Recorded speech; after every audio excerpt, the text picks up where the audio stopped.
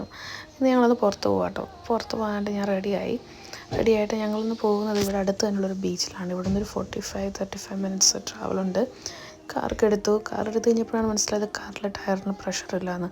പിന്നെ കാറ്റടിക്കാൻ വേണ്ടി കയറി. പിന്നെ അത് കഴിഞ്ഞ് ഞങ്ങളിങ്ങനെ പോവാണ്. നല്ല ഭംഗിയുള്ള സ്ഥലമാണ് കേട്ടോ. അത് നോർത്ത് വെയിൽസിൻ്റെ അടുത്തായിട്ട് വരും.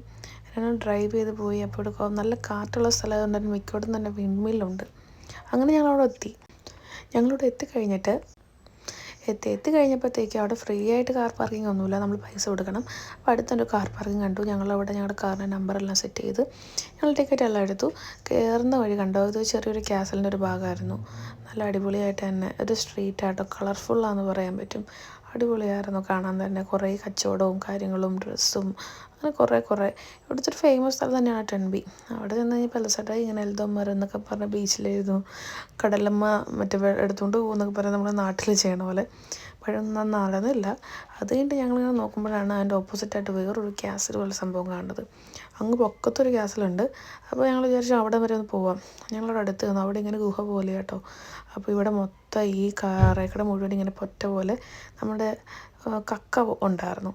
പിന്നെ ഞങ്ങൾ അവിടെ ഫോൺ വെച്ചിട്ട് ഞങ്ങളുടെ ചുമ്മാ ഓരോ പ്രഹസനങ്ങളാണ്. നല്ല എന്താ പറയുക, ഫാമിലി ആയിട്ട് ചിൽഡ്രൻസായിട്ട് വരാനൊക്കെയാണ് നല്ല സ്ഥലമാണ്.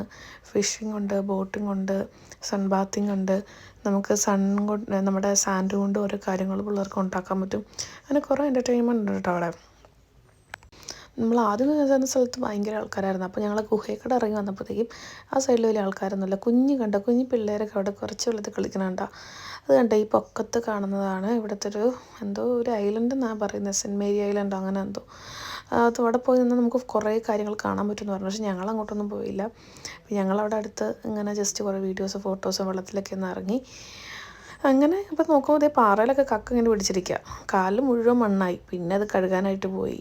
പിന്നെ അത്രേ ഉള്ളൂ കേട്ടോ. അങ്ങനെ ഞങ്ങൾ എല്ലാം റെഡിയായി. എന്തായാലും നല്ലൊരു ഡേ ആയിരുന്നു. നല്ലൊരു പ്ലേസാണ് നമുക്ക് പോകാൻ പറ്റിയത്.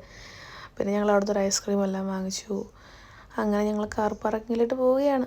അകത്തന്നെ 2 മണിക്കൂർ അവിടെ ഇടാൻ പറ്റത്തുണ്ടായിരുന്നുള്ളൂ. അതുകൊണ്ട് പെട്ടെന്ന് തിരിച്ചു പോന്നു. നൈസൊരു ഡേ ആയിരുന്നു. സൺഡേ ഡേക്കൊക്കെ പോകാൻ പറ്റിയ നല്ലൊരു സ്ഥലമാണ്. അത് കഴിഞ്ഞ് വന്ന വഴിക്ക് ഞങ്ങൾക്ക് വിശന്നപ്പോൾ ഞങ്ങൾ സബ്വേയിലൊന്ന് കയറി ഫുഡൊക്കെ കഴിച്ചു. അത്രയേ ഉള്ളൂ ഗായ്സ്. വീഡിയോ ഇഷ്ടപ്പെട്ടെന്ന് വിചാരിക്കുന്നു. ബൈ.